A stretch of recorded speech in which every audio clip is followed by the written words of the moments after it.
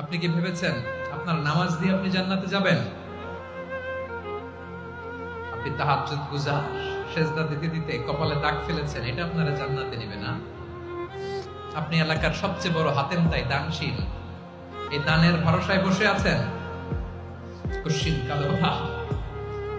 আমাদের নামাজ, আমাদের রোজা, আমাদের ইবাদত, এগুলোকে মিজানের পাল্লায় উঠালে কোনো ওজনই হবে না। তবে আমাদের একটা কৌশল জানা আছে, আমরা আল্লাহর রহমতের ভিখারি। আমরা সেদিন আগেই গুনার স্বীকৃতি দিয়ে দেব। আমরা বলবো, আল্লাহ তুমি প্রশ্ন করার আগে তোমার একটা কথা বলি, আমারে কিছু জিজ্ঞেস করো না, আমি সব করেছি।